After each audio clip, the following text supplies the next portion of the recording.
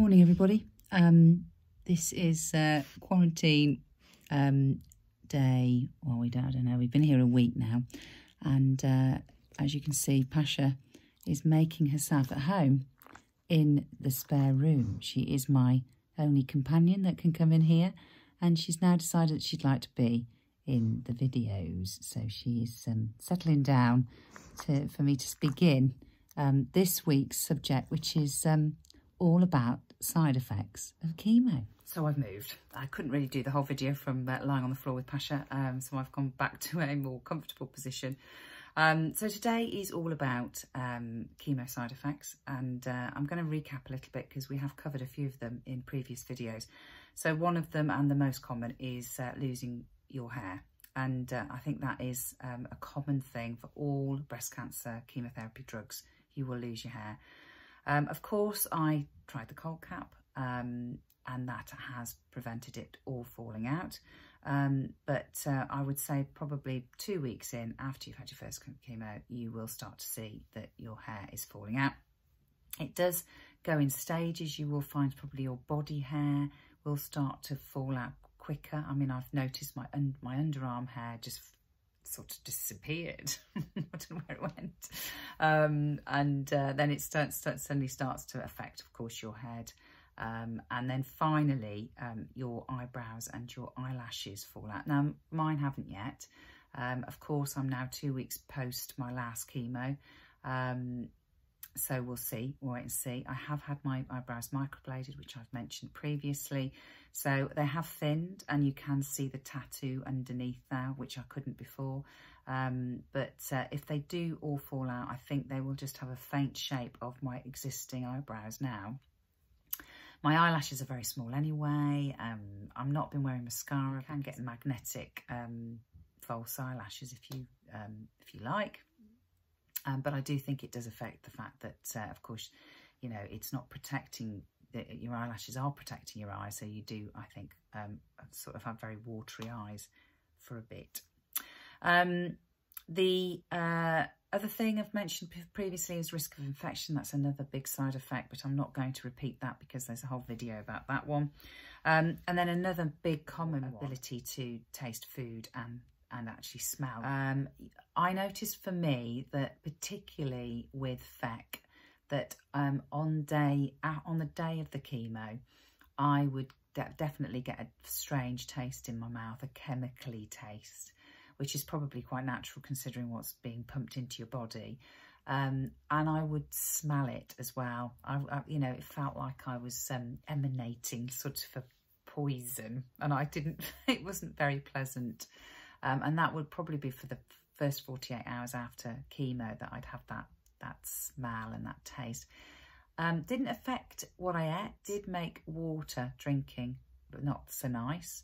And certainly I made sure that the water I drank was ice cold because that was better.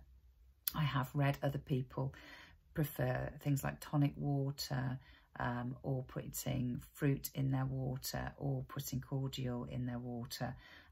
So there's lots of ideas out there to make it taste better. But of course, one of the big important things is to drink lots of water. So it's finding a way of getting lots of fluid into your body and it tasting okay. A friend of mine got me the Royal Marsden Cancer Cookbook, which has been really excellent in terms of different side effects and how you can use food to make you feel a bit better. And also, you know, if your taste buds do disappear, then how you can put maybe some added herbs or spices into your food to make the taste a little bit stronger. Did make sure that I bought some pineapple. That's really good for a sore mouth, and I froze chunks of pineapple and had that in the freezer. Another thing that you can get, and I have had moments of this, not regularly, and it was mainly under FEC, was headaches, but paracetamol and Nurofen were great for sorting that out. And definitely, and I think I've noticed it more with paclitaxel chemo, so the second regime, they do give you steroids. So I did find that on the day after steroids that I would feel very flushed. I would have a very flushed complexion, maybe a couple of spots because of it. And it you know, a lot of people told me that having those steroids would make you feel very energetic for the first 48 hours. Didn't really make any difference to me. Have some issues with a sore nose with feck. So because your nose lining or your hairs in your nose fall out, I did notice that my nose got a little bit sore at times. And that was generally in the first week after the feck treatment. And also I did get very dry lips. I'm still getting dry lips. So using, you know, a lip balm, and I just Superdrug, and it's been great. You know, even the little pots of Vaseline that you can use for your lips have been great. You, of course, can get sore gums and ulcers in your mouth. So I made sure that I bought a soft toothbrush, alcohol-free mouthwash. I did, though, get this prescribed from the oncologist, and that has been invaluable. Actually, after the first round of feck, where I did get some nasty mouth ulcers, I haven't had any since. And what he suggested was to have that morning and night for the first 5 days after your chemo. I actually use it, or have been using it all the time, after brushing teeth in the morning and at night. And that I haven't had any problems with a sore mouth. What I did notice with feck is, and this was kind of a gradual thing, it happened all 3 times, was a lining coating my mouth, just like a really rough lining. I've noticed it just behind my teeth, and it just coated all of my mouth. And on the first feck, that happened first, and then I got a mouth ulcer. But once I started to use the mouthwash, the coating continued to happen, but the mouth ulcers did. You can get a bit of indigestion. And I think as I'm reading through these things, when I read all of the side effects, it was quite upsetting, really. So the best way to deal with this, I think, is to just be as prepared as you can be. And as you'll notice, that's exactly what I did. And it gave me comfort that I knew that I had a few little remedies in the cupboard. If I did have a problem, particularly at night when I couldn't really just dial into the chemo ward, I'd got something to hand that I could use. So a few things around your digestion. So you can get indigestion. So all I got, and I must admit, I have suffered a little bit, but not very much. I bought some Gaviscon for my indigestion. And Rene, I've used Rene as well. Sorry, diarrhea, sickness and constipation are all problems that you can have. Mostly I felt this under feck. I got sickness on the first day of each chemo treatment. Whatever I did didn't actually make that any better. And even going back to the oncologist and getting further anti-sickness, I didn't actually win on the sickness on the first night. But it is important to go back and speak to your oncologist, because they can change your anti-sickness tablets. But a lot of people, you drink ginger tea or ginger biscuits. It's a bit like when you're pregnant and having morning sickness. A friend of mine got me some little ginger shots that she picked up in Waitrose, and that gave me a little bit of relief. I never suffered with diarrhea or constipation, and that I think is down to the diet and drinking lots of water. But I did buy, and somebody recommended me that for constipation, and of course good old Imodium for diarrhea. That's what I bought for those 2 things. So I have read a lot about people getting thrush and also cystitis, and I do suffer with both and have done in the past. So I made sure I had some relief of that in my cupboard, but I haven't used it. And also for mouth ulcers, I did buy and did use Ambisol and Igloo. So again, they're good for everybody anyway, aren't they, to have them in the cupboard? But I just bought them just for a bit of a relief. You can get very dry skin, particularly on your hands and feet. You can also find that your nails start to go a funny colour because they get a little bit light sensitive through chemo treatment. I think particularly with paclitaxel, it's a problem. I've not had any issue, but I was told to go and get my nails done in a dark colour. So I have had my nails, gel nails, since starting, and I've not had any issues, manicure and a pedicure.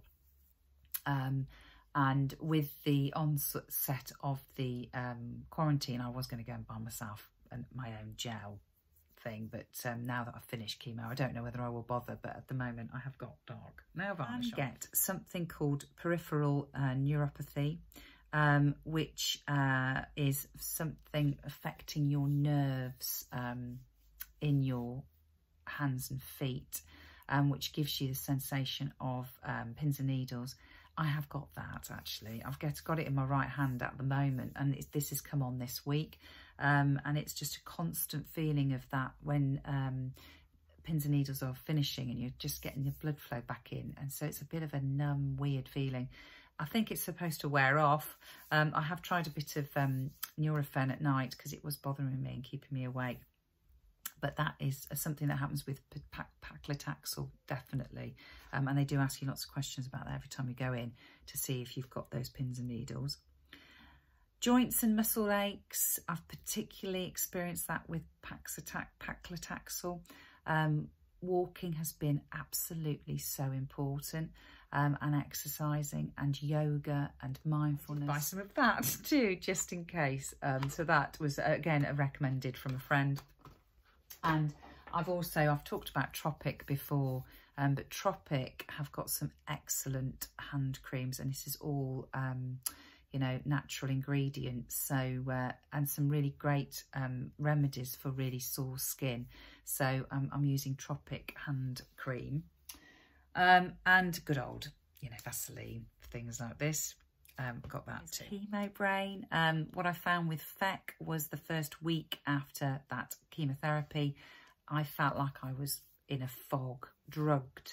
Didn't stop me from doing anything, but it did feel really odd. And I did feel actually a sense of it bit lifting after a week. It almost felt like it was kind of lifting away, and my vision felt brighter. My brain was clearer. But I certainly felt in that first week this sense of a real fogginess around me. And again, I think just taking it easy, mindfulness, yoga, all good remedies for that sort of feeling. You can get fatigue. I've not really suffered too much with it. I'd say at the beginning of FEC I did, but I got better and I didn't feel it as much. But I think walking, exercising is good for that. Yoga again. Insomnia, I've suffered with insomnia with paclitaxel on the first day after chemo because of the steroids being used. And there's not a lot I've been able to do about that. It's really just sort of putting up with it for the night, but it didn't happen again afterwards. I'm really looking at my sleep right now, to be honest, because, you know, the next thing I'm going to talk about is menopause. So it does thrust you into menopause because it does affect your ovaries. And the biggest thing that I've had with that is hot flushes or tropical moments, is the more positive way of putting it. And that has kept me awake. I mentioned it before. I have used acupuncture. That did work. Can't do it at the moment because of the lockdown, but I'm looking into doing some night yoga just before I go to bed, and also using the Calm app to do some sleep meditation, and also listening to bedtime stories on there. And I must admit, it's really helping. I think that's it. I've kind of rattled through quite a lot of side effects, and it is quite overwhelming when you start to hear all these things. I think the important things for me were get some little remedies before you begin. Paracetamol, of course, and Nurofen. tons of, and what I will do is probably put a shopping list down on my posts when I post this video of some things that would help you to get before you start. The other thing that has been really useful is a healthy diet, and trying to steer clear of alcohol, refined carbohydrates, sugary foods, caffeine, all those things I've tried to get rid of out of my diet, which I'm hoping has helped. And I've also tried to stick with lots and lots of fruit and vegetables, and exercise, trying to get a good walk in daily. At the moment, I'm doing Davina McCall's workout now. I'm trying that one, and yoga by Adrian, which was a recommendation from my sister-in-law, which both brilliant, you know, free exercise things that you can do from home. But I'd say those are the things that have really helped. And I think within all of this, having hope. So making sure that you've got something to look forward to, even at the moment with us being stuck indoors for God knows how many weeks, finding something for the future to really hold on to. The process that I've been through mentally to keep myself positive and focused, which is going to be another video later on. So I think that's it. So I hope you found that useful. Any questions about this, please let me know. Facebook, Instagram, or on the YouTube channel. See you all next week.